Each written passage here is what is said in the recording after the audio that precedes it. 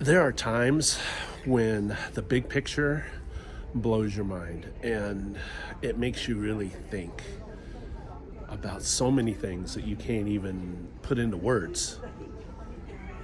Yeah, so we've done some videos on Antarctica. You can see all of our beautiful things we saw. But I think if you watch that and you see the video and the pictures, it'll probably make you think too. And if you were here and you really experienced just this vastness and scale and listen to the stories about the heroic explorers that came and just guys, it touches you deep. It really touches you deeply, and in a philosophical, spiritual, thoughtful way. Just brings up all these thoughts, and we've had some really cool discussions. Yeah, and they're mind-blowing at times, and simplistic at others, I guess. I think that's what sums it up, is the utter simplicity contrasted with the utter complexity that you can't even comprehend. The yin and yang of emotions. Of thoughts, big thoughts like, okay, well, you know us. Big thoughts is relative. We're not scientists. We're not theologians. We're not philosophers. We're just regular people working through, the thoughts that come up when you go to someplace like the Antarctic region that is just so mind-blowing that you have to think. And you're sitting there just watching the scenery for 4 days straight, almost all day long, alone with your thoughts and your conversations with each other. It's a scary place to be alone with It's my a little thoughts. dangerous.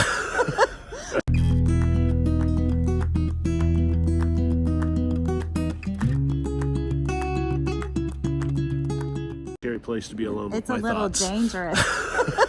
But we had some good stuff. We're going to share some of it, huh? Let's get to it. Just so you have something to think about while you watch all the gorgeous footage in our other videos. So it's on 2 channels. Be sure you follow us both.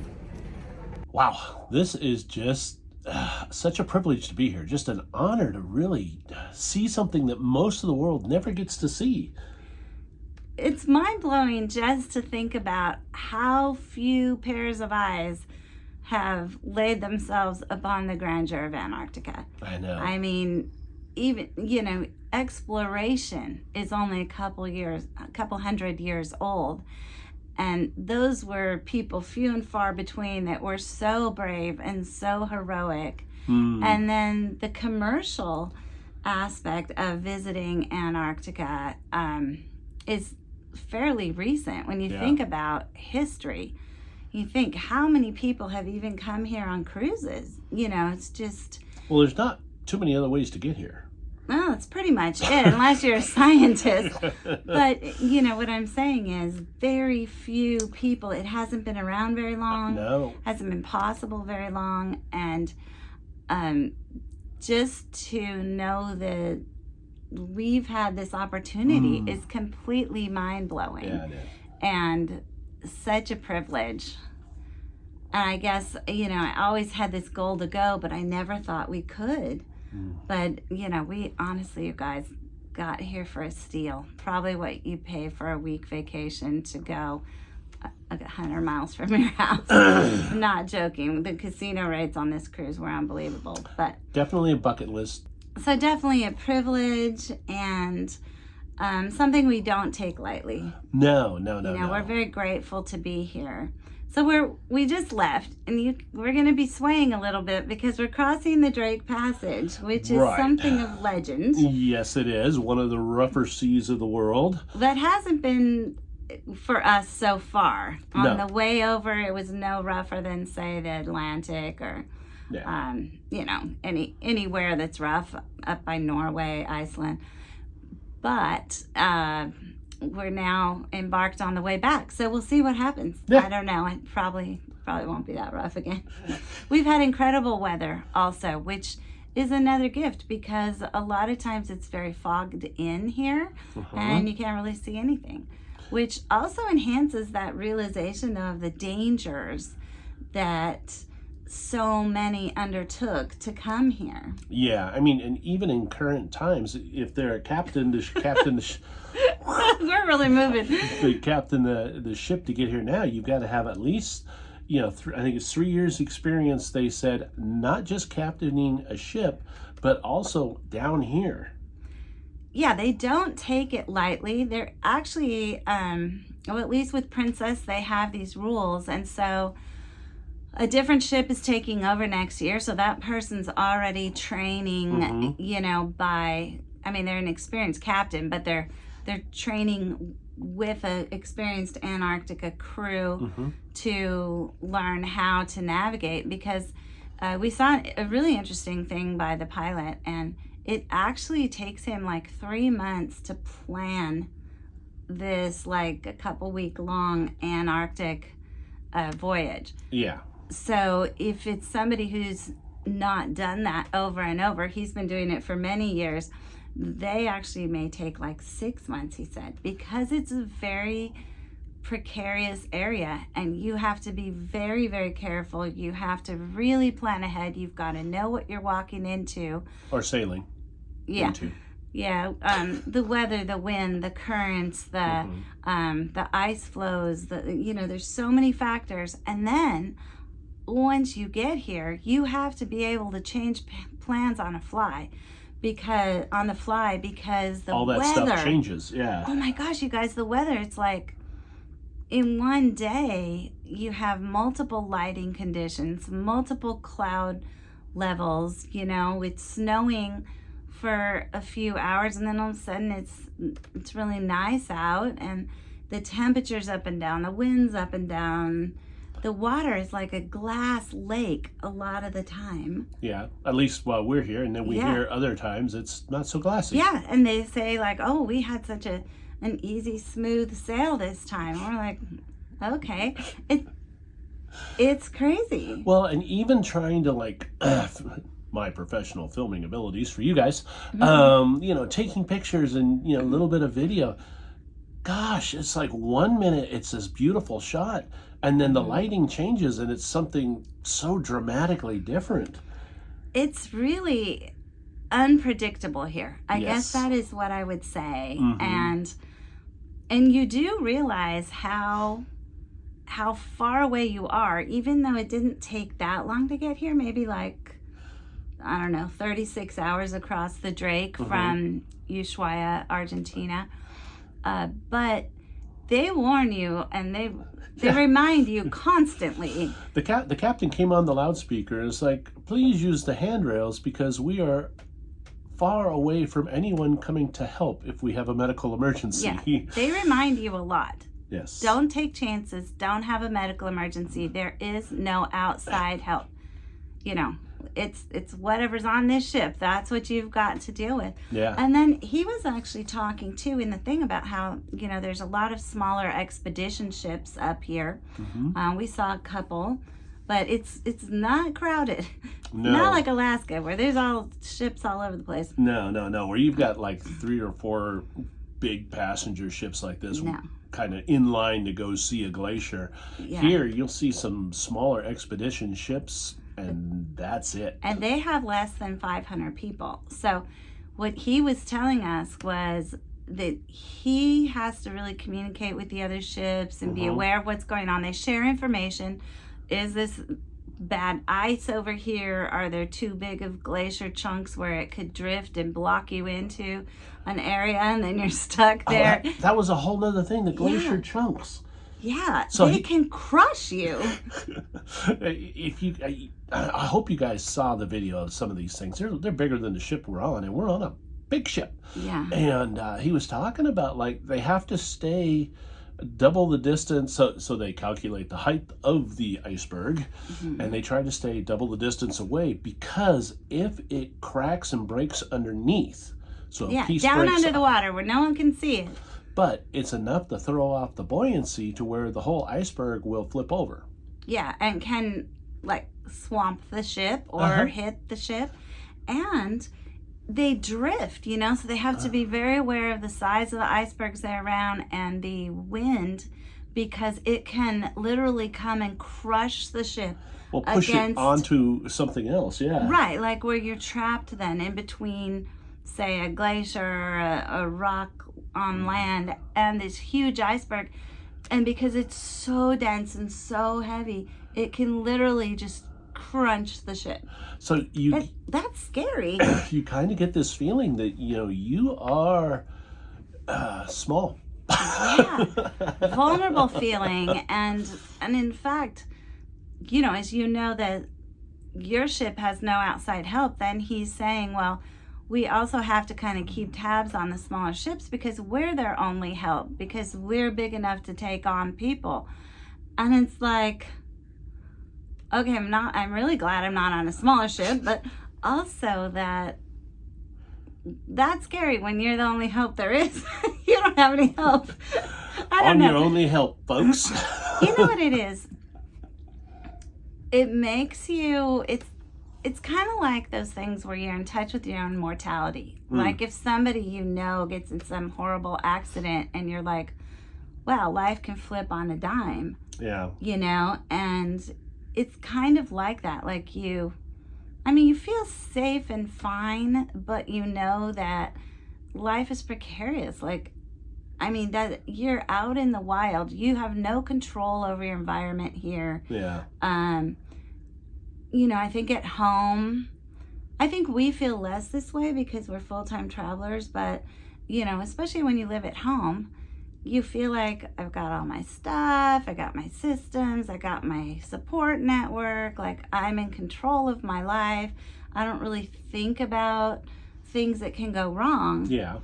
But when you're out here where it really takes so little for something to go wrong, something to go massively wrong, that you just think, wow, like I'm just such a little speck.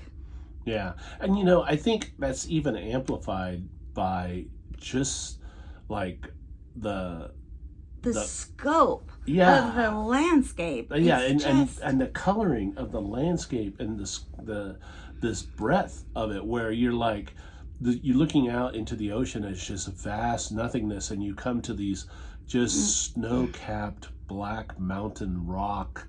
And ranges of them, guys. It's not like Alaska.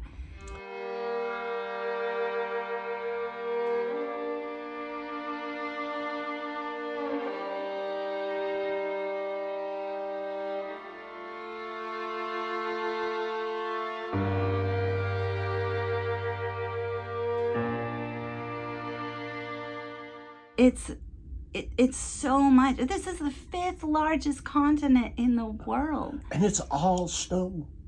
Yeah, it's the size of the U.S. and Mexico put together. Yeah. And so, of course, we're not going into the interior. We're not. The ice desert. Really, the researchers barely go in either. And that's another funny thing. There are these research camps, like quite a few. All by different countries, because Antarctica itself it's a continent, but it's owned by no one. And you think of it as being completely uninhabited, but that's not really true because there's these camps. Now, you look at these camps and you're like, that's it? Like you're out here in the winter and you live in that tiny shack and... they're a little more extensive than what I expected, but still pretty primitive. Have you guys ever lived next to that person that had the homemade garage in the backyard that looked like a cracker box kind of square rectangle? Sort of like that. That's what they all look like, You just some of them are painted bright red, so maybe you can find them in a blizzard. I'm just saying, it's like... This is the thing about Antarctica, about the simple and complex thing. It's like more complex than I thought. There are people here, there's bases, there's lots of research going on. It's not just this open like thing of snow and that's all it is. It's not how it is. But on the other hand, all those things are very simplistic and primitive. So it's not really inhabited. I don't know that you could really inhabit it here, like a town. And I think actually It's so extreme. most of the research bases are only open during the summer. Yeah, a lot of them are. And anyways, if you've never heard of the Shackleton party and what happened to them when they came exploring here, we'll try to find a good book and link it in the description. But what a story. You want an exciting story. And they keep referring to the story over and over and over again while you're on the cruise. And we saw some sites where it took place. Because it truly is history. And it is a heroic story. I've actually had the honor of listening to the audiobook because, as you people may know me, I don't read. But it's just a heroic story of survival. They got stranded. Their party kind of got split in two, and they had to winter here. They were stranded over the winter. And this was a long time ago, like when in like 1800s. Was it? Yes, this was during the initial exploration periods of Antarctica. So I want to say it was like 1892. It's hard to imagine. They showed us where they wintered, where they were stranded, and you're looking at it going like, how did 22 people even fit there? Much less, how did they stay alive? Like they ate penguin. They did. There's lots of penguins on this little rock. And that's how they survive. But they say it tastes like chicken. It's just shocking. It's so beyond what you think anyone would be capable of. That it's perspective. All of it. All of Antarctica is perspective. Mm-hmm. And you're just sitting there for 4 days cruising through.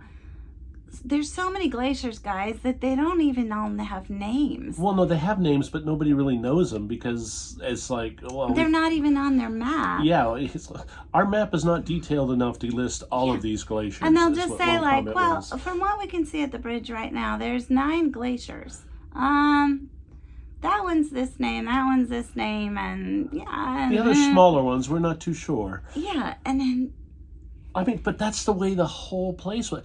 Okay, you're cruising along and he's like, and just in case you haven't noticed, there's 9 whales off to the port side, and then there are 3 rookeries of penguins to the starboard side, and you're just like, okay. It's like nature on steroids. But it's not, and that's what got me, because what I thought about nature, I grew up in the States, so when we talk about nature, we talk about maybe going to Tahoe, and there's trees, and there's snow, and there's lakes, and there's bears, and there's deers, and there's all this stuff. Here, there's all that stuff simplified. Yeah, it's all boiled down to ocean water, ice and snow, hard to tell the difference a lot of the time. Rock. Penguins and whales and birds, and some seals and sea lions. That's it. That is all that survives that you can see down here. And the sky. And yet... It's incredibly beautiful. And yet you look at those few things and you see them over and over and over. And it's different. Every single time you look out that window, it's different. We can go round and round the same bay, the same rocks, and you think, did we already see this? Because, I don't know, I don't remember all this thing, and it looks really different now. And just constantly changing the complexity and the depth of these things and the color down in the ice, the different colors and the shades. There's so many shades of black, white, and blue that you can't imagine. You cannot. And the simplicity is everything's black, white, and blue. Yeah. The complexity is that it is all shades of that, all tones of that. And depending on where the sun is, and just so you know, by the way, it stays light 24 hours a day down here. So the sun... Well, it was dark for 2 hours, 2.5 hours. Never goes away. Except there was really only like twilight. So because of that, it changes how all of that shadowing and shading takes place. It's breathtakingly beautiful and dramatic. Like we feel like we need big cinematic music on our videos. Yeah. Because you almost hear them in your head when you look, it's just so dramatic. It is so dramatic, and that's So kind of huge. what makes you feel so small and so insignificant does. in its own right. You know what I mean? It really does. And, everybody has their own worldview, I guess you'd say. Yeah. We're not going to argue religion and science here because we are not theologians and we are not Scientists. biologists, or I don't even know what kind of science. I enjoy wine. But what I'm saying is, you can't help as you sit and watch out the window for hours and hours and hours every day. I mean, we were up at like 4 or 5 o'clock in the morning just watching scenery until Again, I would like maybe to say I dinner was time. up before the sun rose, but the sun doesn't rise. Okay, so the point is that you're sitting there thinking, and you're looking at this, and you're thinking about what you've learned in the naturalist presentations about. So one super interesting thing is that, when you look on the map, you see like the lines of the latitude lines, right? So you see the latitude lines, you see what kind of surrounds Antarctica. But that's not actually where the true line is. The true line is like this uneven circle, wavy line that's called the convergence. so the convergence is this circulation of really cold water that is always surrounding Antarctica. And so it's like, instead of we measure everything in lines of latitude, which is great, that helps us get around the world. But once you get down to Antarctica, there's like this separate line of cold water that you cross. So they were telling us, like the captain, I mean, you immediately know when you've crossed because it's different density. Like the water is different down here. It's literally a different density than the water you're coming from, like the Pacific or Atlantic or whatever, Southern Sea. But it also immediately lowers by about 5 to 6 degrees. And it has its own like current that keeps the cold water in. Yeah. And so it creates its own ecosystem for the sea life that lives here and for what it takes to maintain, I guess you call it the polar cap or something, Again, not scientists. the ice and snow The cold. stuff. Yeah. So for the ecosystem down here to survive, you have to have this convergence Area. line, Yeah. and you have to have different density of water and different current that keeps that in, because that's how, like, you have algae that forms like down under the ice, and then when the ice breaks off and stuff, then it goes into the water, and that feeds the krill and stuff, which then feeds the Okay, penguins. we need to stop for a moment. Reposition a little. No, this is falling. Right, so if you have Sorry seen... for the camera readjustment. If you've seen our other videos, you understand our filming situation in here. Okay, so anyways, it's the ecosystem of the food chain of the Antarctic region is very dependent on exact conditions. Right, so this takes us back to the sailing here too, though, because like we talked about needing all the experience, the ship's equipment is not calibrated for the different density changes in water. Yeah. So things don't work like they're supposed to here. And you think if you anywhere in the world, if you have a compass, you can figure out where you are, but that does not work on either the North or the South Pole areas. Which, I'm going to say this because I never really learned this in school, or if I did, forgive my teachers, I don't remember it. But do you know if you stood on the South Pole with a compass, it does not actually show you any one direction to the North Pole, because it's all the same distance to the North Pole if you're standing on the South Pole. Everything's north from the South Pole and Yes. vice versa. So So the kind of backup equipment, or the more ancient equipment, The stars. it doesn't work. They use a system that, like, electronically and whatever, computer wise, GPS. it combines GPS and the stars and some other stuff I don't even know what it is, and then it pops out with your location. But they have to be able to hand chart everything. They don't use autopilot down here. They can't, because the equipment's not reliable. They have to actually, like, hand figure and do everything. Shocking, right? Like, anyways, the point is, they were saying they use voice command. The captain tells the other guy what to do, and that's what to get. Yeah, and they actually take on extra staff because in the bridge, because it takes so much work to navigate down here, because the ice keeps moving. It's not like anywhere else you're navigating where the rocks are where they are, the roads are where they are, whatever, the coral's where it is. No, it changes hour by hour where things are. All of a sudden it's clear, and then a couple hours later you've got an iceberg the size of a stadium that could kill you or block you in or whatever. It's very, very like human dependent. Yeah, and that just kind of goes along with that whole thing. Like, it's so simplistic, but yet it's so complex. So the complexity of the ecosystem up here is so invisible.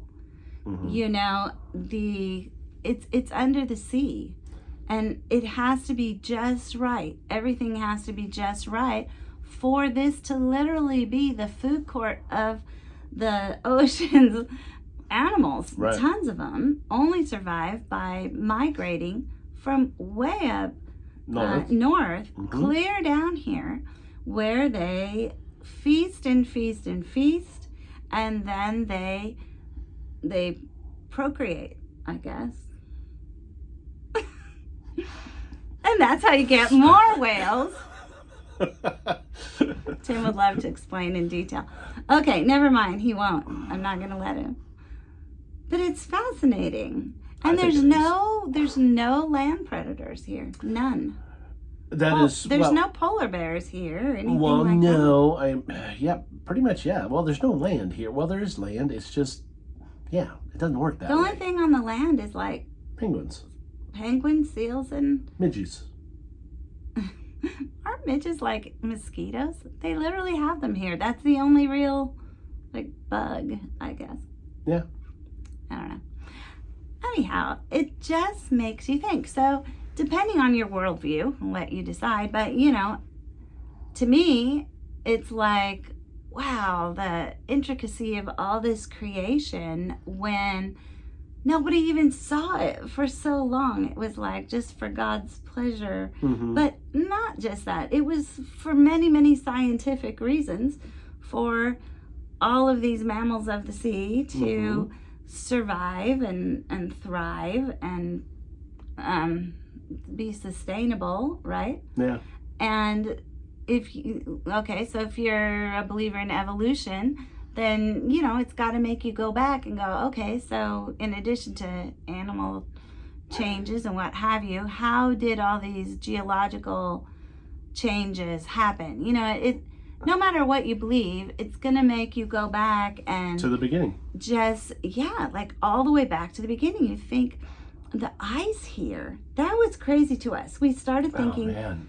So looking at some of the pictures that we put up in other videos, or you just look at how thick that is. How long has that ice been there? It's been there since the beginning. Some of that ice, it's so old, and it keeps compacting, and that's why a lot of it is blue. Because of what? It has to do with how the sun rays reflect through the different densities of ice. And the ice gets like more and more dense as it's older and older and older. And you can't believe this ice that's down by the bottom, like how blue and beautiful. Like the icebergs that break off, now this is a different thing, but the icebergs that break off because of the fresh water when the iceberg is melting in the ocean. It looks like somebody dumped gorgeous turquoise paint into the water, like trapped in the iceberg, like a pool. So do you guys remember back to, like, I think it was maybe the early 200s, where all of the little sports cars got the lights and put them around the bottom so it like made this glow? 200s? I thought, well, you're going way back. 2000s. All of the little sports cars had that glow around Like the a bottom of them. neon. Yeah, the neon lights at the bottom. That's kind of what the icebergs look like. Yeah, it's crazy. And so, like other places where you go and you look at glaciers, like we just went through Chile, through a huge glacier ford there. And, you know, in Alaska, the watercolor changes near the glaciers because of the fresh water of the glaciers melting into the ocean. What's interesting up here is you don't have that color change You don't. near the land at all. Yeah. Which is, I think, fascinating. You only see it from the icebergs, and it's a different color than I've ever seen around glaciers. It's so vibrant. But it just makes you think about all this stuff. And then you think, well, if the planet's warming, which, you know, I'm not going to get into politics or science again, not qualified. But if it is, then why is the fresh water not going into the ocean? But yet you know that the water levels are rising. I mean, I think they've scientifically shown that. So where's it coming from? So the water is a little warmer. Maybe it's underneath, or I don't really know. I don't know any of these things, but it makes you want to research it and find out, because these things do matter. Like, Inquiring minds the want to know. captain was telling us today that if the entire Antarctic ice melted, it would raise the ocean levels around the world by 600 meters. Yeah. And it would flood the entire world, basically. If you didn't live on tip tops of mountains, you wouldn't survive. So basically, Of course, that's not going to happen. The entire Antarctic is... No. Trust me, it's so like, cold down here. What did he say? It's 70% of the... No, it's 90% of the freshwater supply of our entire Earth is located Isn't that here. crazy? But you just don't spend a lot of your time thinking about ice and water, and you do when you're up here. You A lot know? of time about ice. And there's so much of it, but you think it's also so far away from other land that you think, how much of an impact could it have? I mean, obviously it's not all that going to melt, but it would have an impact if a significant amount of it melted. I don't know, you know. Aren't you glad you decided to watch two total idiots who don't know what they're talking about? But this isn't about what's happening. This is about thinking about it. It's about being inspired to go find out. We don't have any Wi-Fi here, so we can't do that, but which also we will. I mean, now we want to know. It makes you want to know, and it makes you want to, like, examine everything, you know, like I guess because it goes back to origins, really, because you start thinking about that, like, how old is this ice and how long has this been like this? And, you know, and you kind of go back to that origins debate, and you have to really, like, spend time and look at it and go, actually, this does matter in a practical sense as well as a spiritual sense. And you have to go back and look at what you believe. Yeah. You know, and really think it through, I guess, no matter what that is. It's different for different people, but it does matter. Yeah, it does make you stop and think. And again, 4 days, no Wi-Fi, sitting there looking at incredible majesty and beauty just makes you think.